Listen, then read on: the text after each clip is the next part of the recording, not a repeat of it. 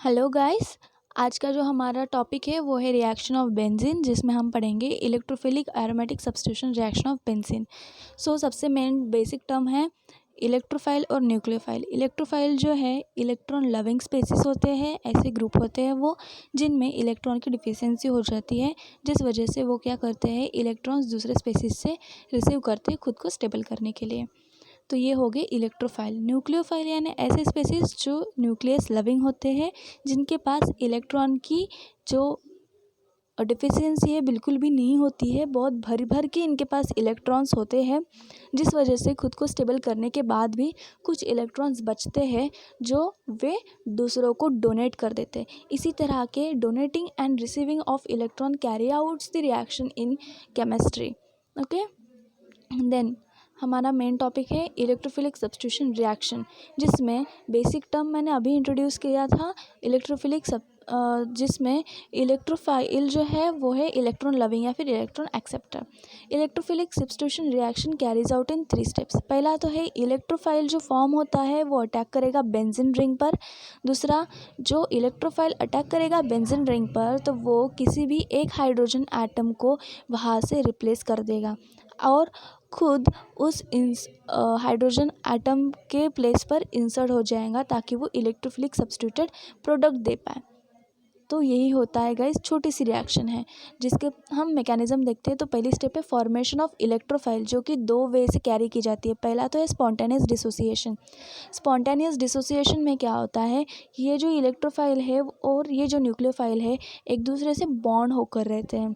तो बट हमारा जो न्यूक्लियोफाइल होता है वो इलेक्ट्रॉन रिच स्पेसिस होता है, तो ये क्या करेगा, इलेक्ट्रॉन डिफिशिएंट बहुत ज़्यादा होता है, तो ये क्या करेगा, अपने जो शेयर्ड इलेक्ट्रॉन से खुद की ओर खींच लेगा, जिस वजह से यहाँ का बॉन्ड ब्रेक होकर ये डिसोसिएटेड होकर इलेक्ट्रोफाइल हमारा यहाँ पर फॉर्म हो जाता है।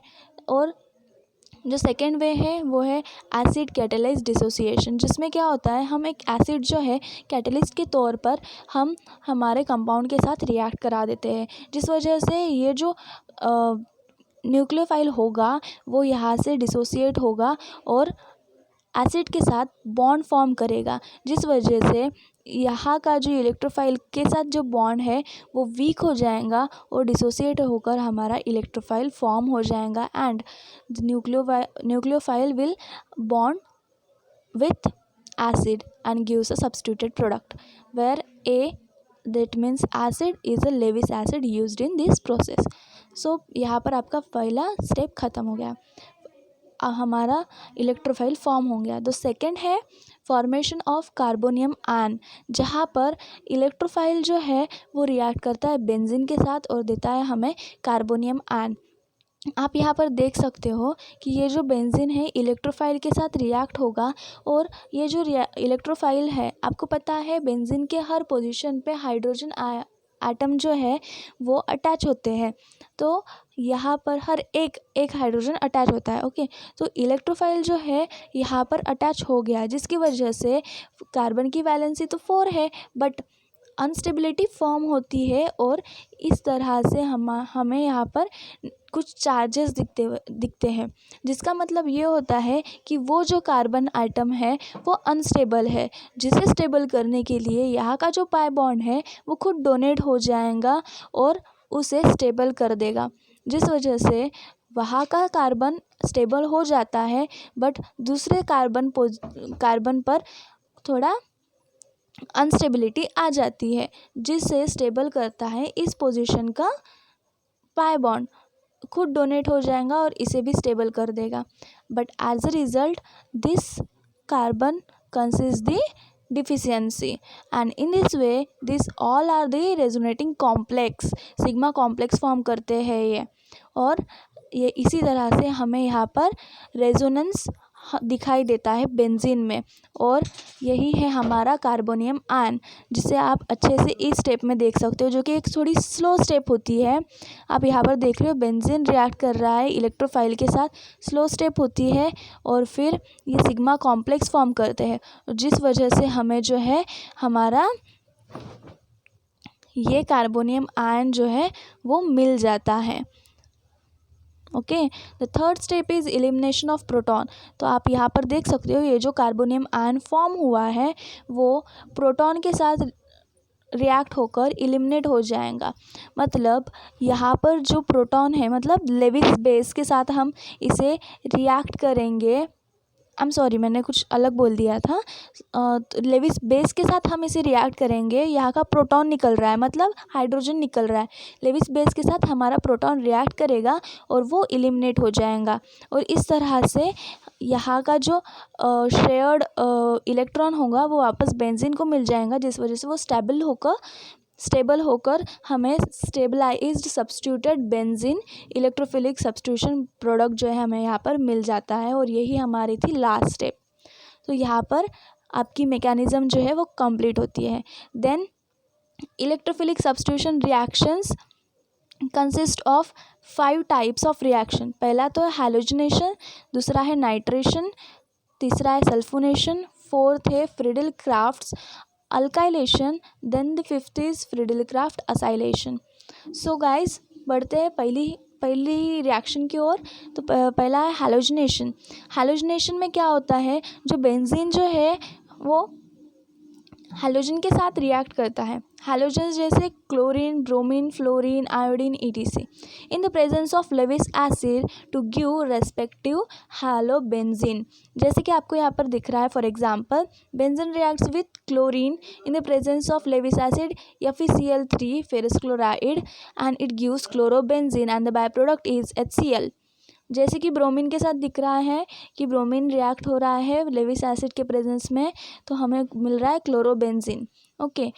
सो यहाँ पर आप सोचोगे कि फ्लोरीन और आयोडीन का मैंने एग्जांपल नहीं दिया है, बल्कि आपको बता दूँ ये ज़्यादातर रिएक्शंस में यूज़ किए नहीं जाते हैं, क्योंकि आयोडीन जो है ये बहुत ही इनर्ट स्टेट में होता है और किसी के साथ रिएक्ट नहीं करता, तो बहुत स्लो रिएक्शन देता है, इस वजह से वो यूज़ नहीं किया जाता। और फ्लोरीन जो है बहुत ही ज़्यादा विगोरस रिएक्शन देता है, वायलेंट रिएक्शन देता है, जिस वजह से वो भी ज़्यादा तौर पर यूज़ किए नहीं जाते। क्लोरो, ब्रोमो, यही दोनों ज़्यादातर यूज़ किए जाते हैं। देन बढ़ते हैं इनकी मैकेनिज्म की ओर। The first step is formation of electrophile, जिसमें क्लोरीन के जो आयंस है आपको दिख रहे हैं, तो वो क्या करेंगे, हाइड्रोलिटिक क्लीवेज में जाएंगे, जिस वजह से हाइड्रोलिटिक क्लीवेज में जाने की वजह से एक उनका Cl नेगेटिव और Cl पॉजिटिव आयन बनेगा। Cl पॉजिटिव वहाँ से डिसोसिएट होकर हमें हमारा इलेक्ट्रोफाइल देगा, और जो Cl नेगेटिव था वो डिसोसिएट होकर हमारे फेरिक क्लोराइड के साथ रिएक्ट होगा, जिस वजह से हमें यहाँ पर FeCl4 negative as a nucleophile मिलेगा, और हमारा जो इलेक्ट्रोफाइल है वो Cl पॉजिटिव है। हम आपको याद दिलाती हूँ यहाँ पर कि ये जो न्यूक्लियोफाइल है हम इसे थर्ड स्टेप में फिर से यूज़ करेंगे, तो याद रखना कि यही न्यूक्लियोफाइल हम वापस यूज़ करने वाले हैं। सो यहाँ पर हमारा इलेक्ट्रोफाइल फॉर्म हो गया।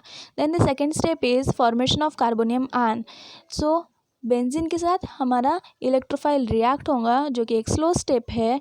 रिएक्ट होकर क्या करेंगे, सेम एज इट इज़, जैसे ये अटैच हो रहा है किसी कार्बन पर तो वो अनस्टेबिलिटी फॉर्म दिखा देता है दूसरे कार्बन पे, जिसे स्टेबल करने के लिए यहाँ का जो पाई बॉन्ड है खुद डोनेट होगा, स्टेबिलिटी इस कार्बन पे आ जाएंगे, बट अनस्टेबिलिटी इस पोजीशन के कार्बन पर आ गई है, जिससे स्टेबल करेगा यहाँ का कार्बन जो खुद यहाँ का पाई बॉन्ड जो खुद डोनेट होकर इस कार्बन को सेटिस्फाई कर रहा है, but as a result unstability forms on this carbon, and in this way our carbonium ion is formed।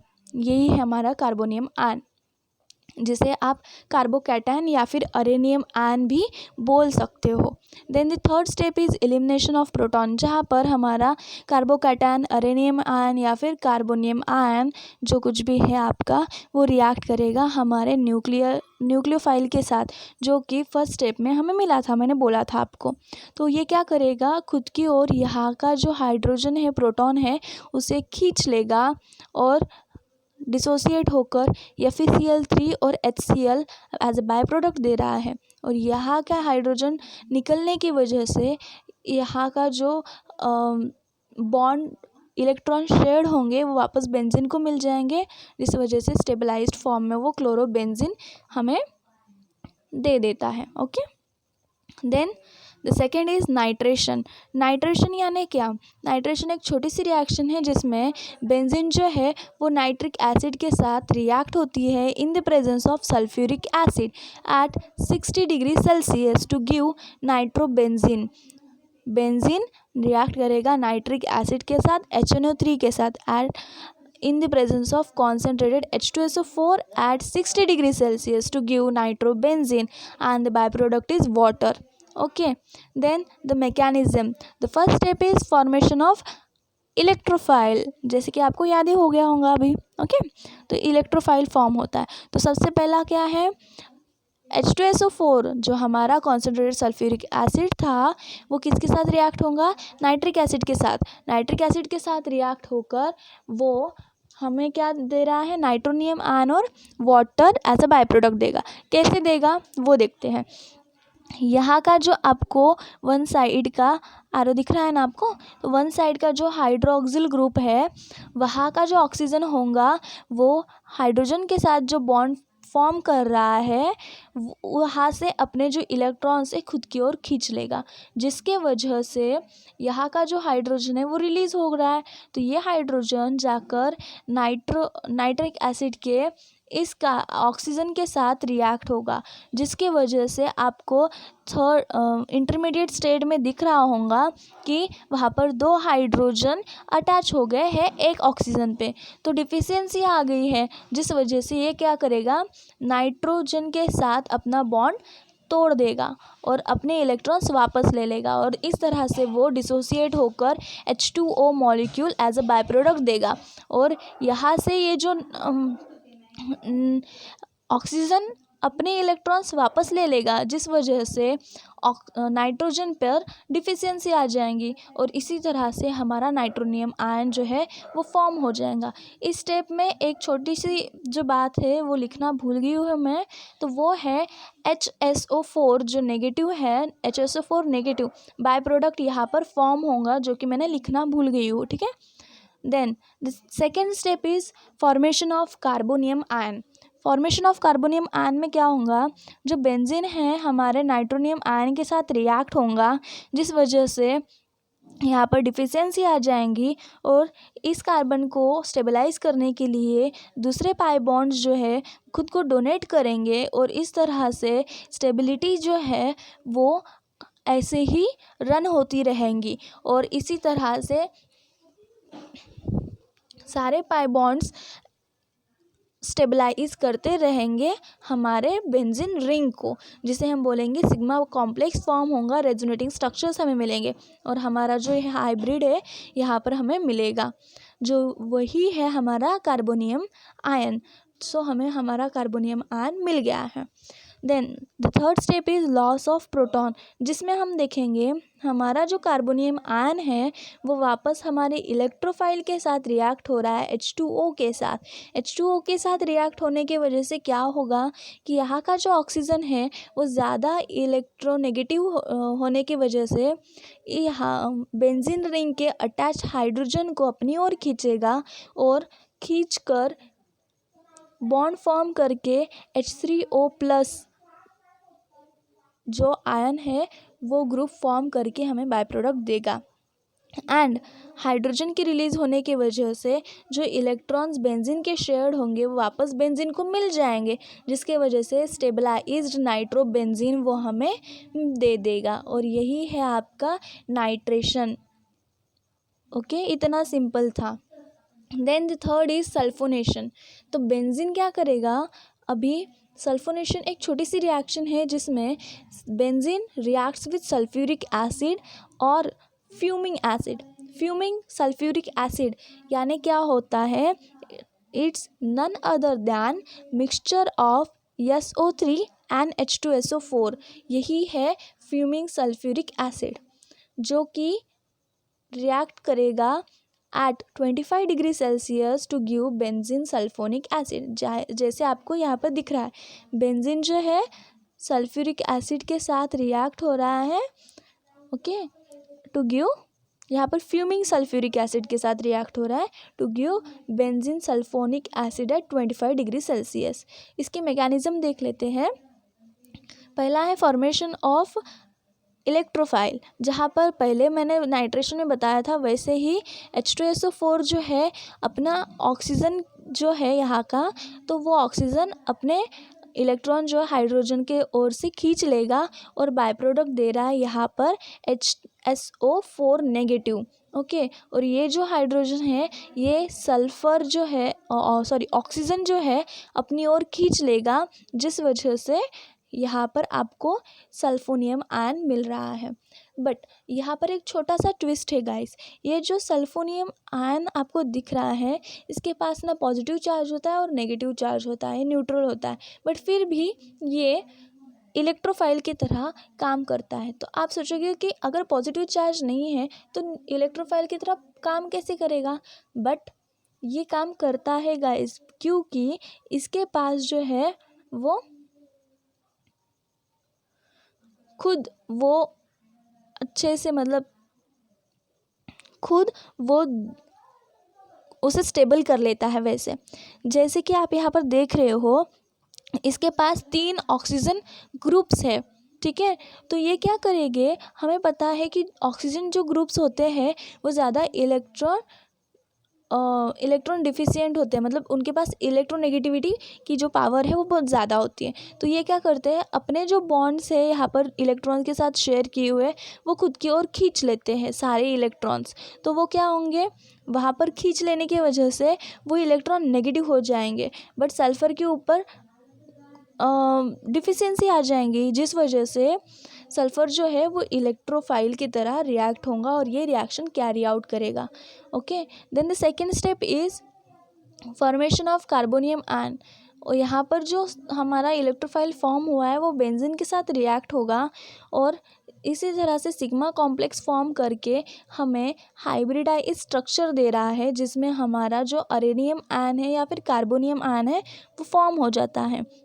Then the third step is loss of proton, जिसमें हमारा जो अरेनियम कार्बोनियम आयन है जो फॉर्म हुआ है वो हमारे न्यूक्लियोफाइल के साथ जो हमें फर्स्ट स्टेप में मिला था उसके साथ रिएक्ट होगा, और जहाँ पर HSO4 का जो ऑक्सीजन है तो वो क्या करेगा, हाइड्रोजन के अपने और खींचेगा नेगेटिव चार्ज ज़्यादा होने की वजह से, और हमें HOSO3H दैट इज़ H2SO4 जो है बाय प्रोडक्ट देगा, और हाइड्रोजन के निकल जाने की वजह से यहाँ का जो बेंजीन रिंग के शेयर्ड इलेक्ट्रॉन्स थे वो वापस बेंजीन को मिल जाएंगे, और इसी तरह से हमारा जो है स्टेबलाइज्ड बेंजीन सल्फोनिक एसिड जो है यहाँ पर हमारा फॉर्म हो जाता है, और इसी तरह से आपकी जो सल्फोनेशन रिएक्शन है वो ख़त्म हो जाती है गाइस। ओके, और